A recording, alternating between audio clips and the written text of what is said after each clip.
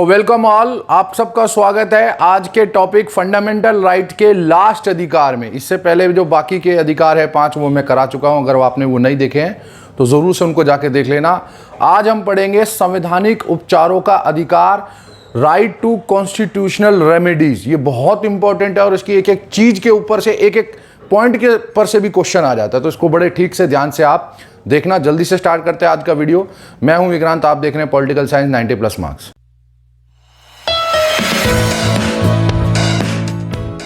तो संवैधानिक उपचारों के अधिकार में, राइट टू कॉन्स्टिट्यूशनल रेमेडीज में सबसे बड़ी बात, सबसे महत्वपूर्ण अधिकार, मोस्ट इंपॉर्टेंट फंडामेंटल राइट, ये अधिकार सबसे महत्वपूर्ण, मोस्ट इंपॉर्टेंट फंडामेंटल राइट है आपका। ये इतना इंपॉर्टेंट या महत्वपूर्ण है कि डॉक्टर भीमराव अंबेडकर बाबा साहब ने इसको संविधान की आत्मा और हृदय भी कहा था, the soul and heart of constitution. अब ये इतना इंपॉर्टेंट क्यों है ये सोचो, क्योंकि आपके बाकी के अधिकार जितने भी आपने पढ़े, समानता, स्वतंत्रता, शोषण के विरुद्ध और आगे के, इन सब अधिकारों की रक्षा ये अधिकार करता है। बाकी के अधिकारों की सेफ्टी ये अधिकार करता है, इसलिए ये अधिकार इतना इंपॉर्टेंट है। आपके बाकी के अधिकार आपको मिलेंगे या नहीं मिलेंगे, और मिलेंगे तो उनको बचाए कौन रखेगा, सिर्फ ये अधिकार। इसीलिए बाबा साहब ने, डॉक्टर भीमराव अंबेडकर साहब ने इसे संविधान की आत्मा और हृदय भी कहा था। बाबा साहब ने एक बार बोला था कि अगर संविधान से इस अधिकार को हटा दो तो ये संविधान, अगर संविधान से इस अधिकार को हटा दो तो संविधान शून्य प्राय या जीरो इक्विवेलेंट हो जाए, इक्विवेलेंट टू जीरो हो जाएगा। मतलब इस अधिकार के रहते रहते ही संविधान में सब कुछ है, वरना है ही नहीं, जीरो बराबर है, शून्य के बराबर है। बाबा साहब ने इसको इतना महत्वपूर्ण बताया था। अब यह क्यों महत्वपूर्ण है, इसमें रिट्स दी गई हैं, इसमें रिट्स दी गई है और हर रिट आपके बाकी के अधिकारों की रक्षा या सेफ्टी करती है। अब जल्दी से हम उन रिट्स की तरफ बढ़ते हैं और उन्हें पढ़ लेते हैं। तो संवैधानिक उपचारों के अधिकार में सबसे पहली रिट, जो पहली रिट बोली जाती है वो बोली जाती है बंदी प्रत्यक्षीकरण, हेबियस कॉर्पस। ये हेबियस कॉर्पस लैटिन भाषा का शब्द है, लैटिन लैंग्वेज का एक वर्ड है। इसका अर्थ या मीनिंग है शरीर को हमारे समक्ष प्रस्तुत करो, let us have the body. अगर आपने वो वाला वीडियो नहीं देखा था स्वतंत्रता के अधिकार का, जिसमें कहा गया था किसी भी व्यक्ति को यदि गिरफ्तार या बंदी बनाया गया है तो 24 घंटे के अंदर निकटतम मजिस्ट्रेट के सामने पेश करना पड़ेगा। लेकिन अगर किसी व्यक्ति को गिरफ्तार किया गया और उसको मजिस्ट्रेट के सामने पेश नहीं किया गया तो ऐसे में उसको कोई भी जानने वाला न्यायालय, न्यायपालिका, जुडिशरी में, न्यायालय, कोर्ट में जाकर ये रिट डाल सकता है कि भैया किसी को गिरफ्तार किया गया था लेकिन उसको कोर्ट के सामने, मजिस्ट्रेट के सामने नहीं लाया गया।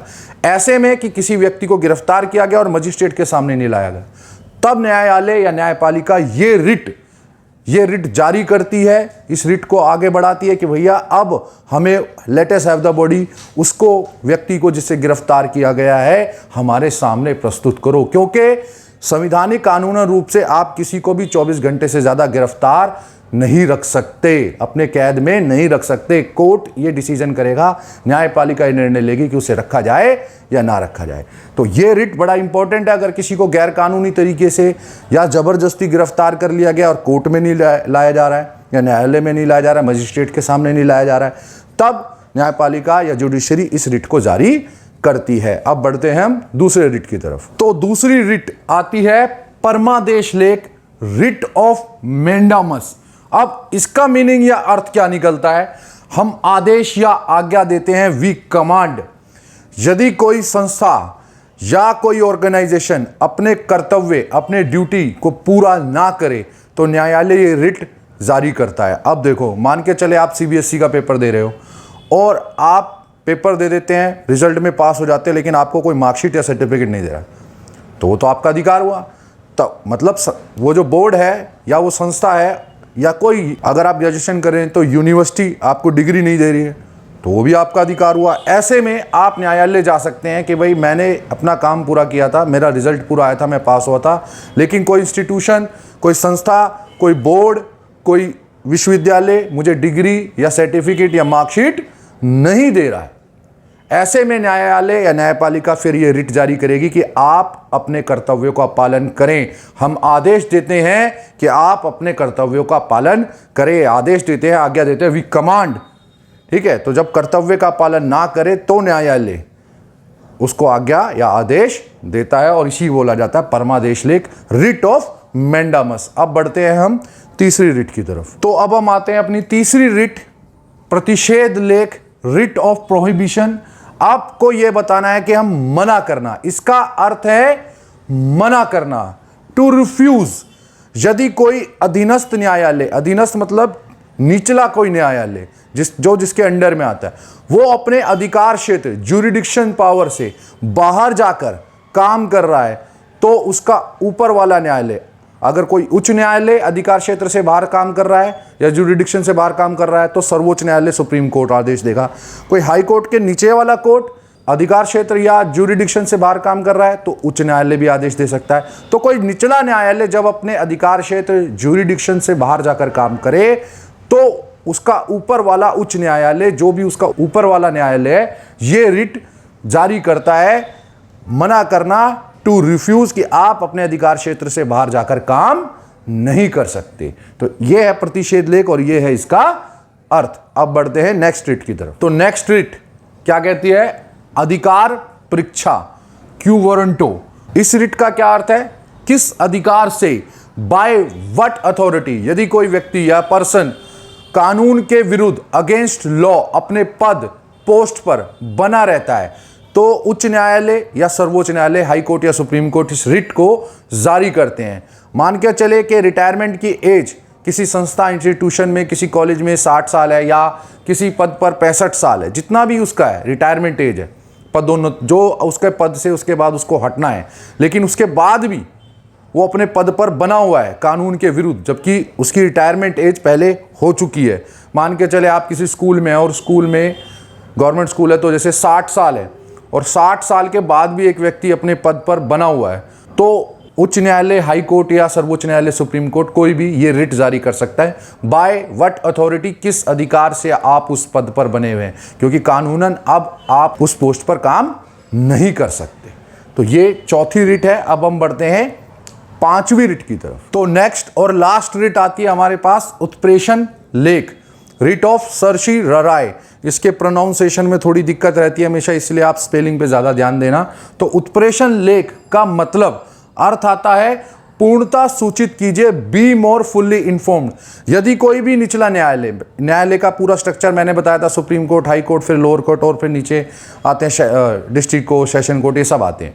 तो इस तरह कोर्ट के हिसाब से कोई निचला न्यायालय अपने ज्यूरिडिक्शन से बाहर काम कर रहा है या अपने अधिकार क्षेत्र से बाहर काम कर रहा है, या वो कानून का ठीक से, कानून अपने दायरे से बाहर जाकर काम कर रहा है, ऐसे में जो उच्च न्यायालय है उससे अपने कागज मंगा सकता है। और अगर उसको लगे कि इस केस, किसी भी केस से संबंधित निचले न्यायालय ने पूरी जानकारी नहीं दी है और वो अपने अधिकार क्षेत्र से बाहर जाकर भी काम कर रहा था, तो उच्च न्यायालय उससे वो केस अपने पास मंगाकर कह सकता है कि आप उत्प्रेषण लेख की रिट जारी कर सकता है कि आप वो केस भी हमें दीजिए, और इस केस से संबंधित, मुकदमे से रिलेटेड जितने भी कागजात हैं और अधिक सूचित कीजिए, या पूरी तरह सूचित कीजिए, हमें इस केस के बारे में पूरी तरह बताइए। तो ये कहता है उत्प्रेषण लेख या सर्शी रराय। तो ये एक उत्प्रेषण लेख का हो गया। अब बढ़ते हैं हम नेक्स्ट टॉपिक की तरफ। तो अब हम आते हैं एक मोस्ट इंपॉर्टेंट बात पर। ये बहुत इंपॉर्टेंट है क्योंकि अब ये भी मौलिक अधिकार में ऐड हो चुका है, पहले नहीं था, बाद में ऐड हुआ, इसीलिए मैं इसे अब करा रहा हूं। आपको बड़े आराम से तरीके से याद रखना है। शिक्षा का अधिकार, राइट टू एजुकेशन, ये भी अब एक मौलिक अधिकार है, पर किस फॉर्म में है, किस तरीके से उसको समझो। 86वें संशोधन 86th अमेंडमेंट से, यह संशोधन कब होता है? 2002 में अनुच्छेद आर्टिकल 21 का या 21A संविधान में जोड़ा गया। पहले नहीं था संविधान में, 21 का 21A ऐड किया गया ये अनुच्छेद या आर्टिकल। ये क्या कहता है? राज्य, स्टेट, सरकार 6 से 14 वर्ष 6 to 14 ईयर्स के बच्चों के लिए, चिल्ड्रन के लिए निशुल्क, फ्री, अनिवार्य, कंपल्सरी एजुकेशन या शिक्षा देने को बाध्य है, कंपल्सन है, उनको करना पड़ेगा। मतलब अब ये हर बच्चे का भारत में जो 6 से 14 वर्ष के बीच आते हैं, निःशुल्क और अनिवार्य शिक्षा उनको मिलेगी। सरकार ये देने के लिए, राज्य ये देने के लिए बाध्य है। तो ये अब मौलिक अधिकार है। अगर किसी को नहीं मिल रहा है तो न्यायालय जाकर ये वापस ले सकता है। उस बच्चे को अधिकार है कि वो ले, उसे एडमिशन भी मिलेगा स्कूल में और उसे पढ़ाया भी जाएगा। तो ये निःशुल्क और अनिवार्य, फ्री और कंपल्सरी एजुकेशन, अब ये भी एक मौलिक अधिकार या फंडामेंटल राइट बन चुका है। 86वें संशोधन 86 अमेंडमेंट 2002 से, ये बात अच्छी तरह याद रखना। 21 का 21A में ये अधिकार है। मोस्ट इंपॉर्टेंट है, बड़ा महत्वपूर्ण है, इसे ठीक से याद रखना। अब हम बढ़ते हैं आगे। तो अब हम आते हैं मौलिक अधिकारों पर आपातकाल का क्या प्रभाव पड़ता है, या आपातकाल में, इमरजेंसी में मौलिक अधिकार, फंडामेंटल राइट्स का स्थगन या सस्पेंशन। अब सबसे पहले स्वतंत्रताओं का स्थगन, सस्पेंशन ऑफ फ्रीडम्स, राष्ट्रीय आपात में, नेशनल इमरजेंसी।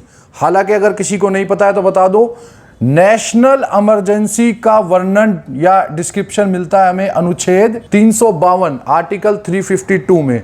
इसके ऊपर आगे डिटेल में जब हम प्रेसिडेंट की पावर या राष्ट्रपति की शक्तियों को पढ़ेंगे तब बात करेंगे। तो अभी के लिए इतना कि राष्ट्रीय आपातकाल, नेशनल इमरजेंसी में, जो इमरजेंसी का वर्णन किसमें है, आर्टिकल या अनुच्छेद 352 352 में।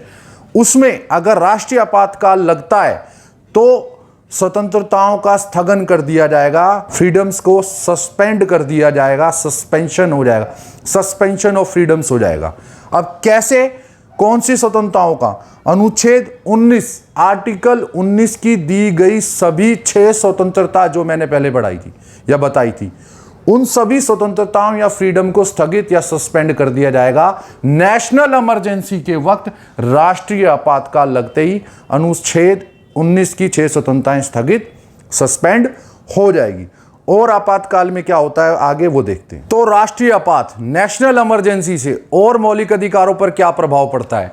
मौलिक अधिकारों के प्रवर्तन का निलंबन, enforcement of the fundamental rights को सस्पेंड कर दिया जाएगा। देखो, अगर मौलिक अधिकार छीनते तो हम कहां से वापस लेते हैं, न्यायालय से, और न्यायालय दोबारा लागू कर देता है या प्रवर्तन एनफोर्स करता है कि नहीं व्यक्ति को मौलिक अधिकार मिलेगा।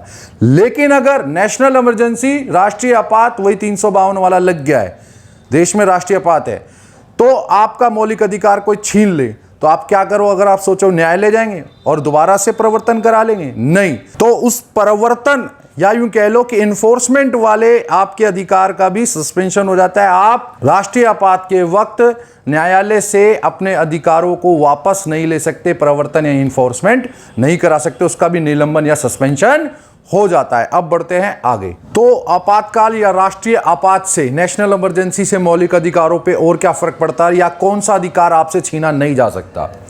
व्यक्तिगत स्वतंत्रता के अधिकार को निलंबित नहीं किया जा सकता। Right to life and personal liberty cannot be suspended. अनुच्छेद 20-21 स्पेशली 21 को किसी भी आपातकाल में, राष्ट्रीय आपात हो या कोई और आपात हो, किसी भी आपातकाल में अनुच्छेद 21 को तो सस्पेंड या निलंबित किया ही नहीं जा सकता। और ऐसा क्यों किया गया यह भी बताता हूं, और किस संशोधन से। 44वें संशोधन 1978, 44th अमेंडमेंट 1978 में करके यह व्यवस्था सिस्टम की गया कि 21 और 20 को सस्पेंड या निलंबित किया ही नहीं जा सकता है। अब ऐसा क्यों हुआ, 1975 में एक बार नेशनल इमरजेंसी, इसके बारे में वो डिटेल में आगे पढ़ेंगे, पर अभी बता रहा हूं जितना इंपॉर्टेंट है।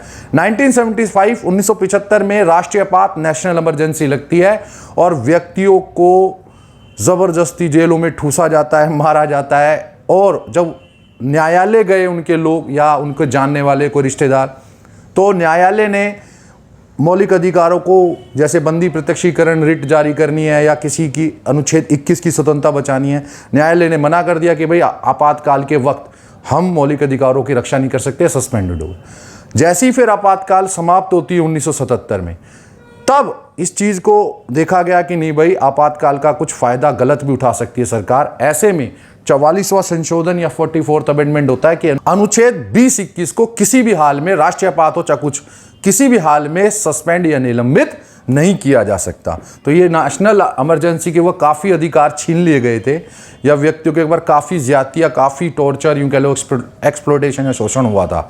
इस वजह से 44वें संशोधन से इस व्यवस्था को कर दिया गया कि 20-21 को निलंबित या सस्पेंड नहीं किया जा सकता। इसमें भी याद रखना 20 से ज़्यादा जोर हमेशा 21 पर ही देना, 21 के लिए ही मेन करा गया था, क्योंकि सबसे ज़्यादा तो व्यक्ति की स्वतंत्रता उसका जीवन है, जब उससे जीवन ही तुम छीन लोगे तो क्या है। तो 21 को किसी भी हाल में सस्पेंड नहीं किया जा सकता, निलंबित नहीं किया जा सकता। ये 75 के आपातकाल या नेशनल इमरजेंसी, राष्ट्रीय आपात में ऐसा हुआ था, इसीलिए दोबारा से इस व्यवस्था सिस्टम को संशोधन अमेंडमेंट से चेंज कर दिया गया। तो मैं उम्मीद करता हूँ आपको ये संवैधानिक उपचारों का अधिकार और आपातकाल का मौलिक अधिकारों पर क्या प्रभाव पड़ता है ये समझ में आ गया होगा। जल्दी मिलेंगे अगली वीडियो में। मैं हूं विक्रांत, आप देख रहे हैं पॉलिटिकल साइंस 90+ मार्क्स।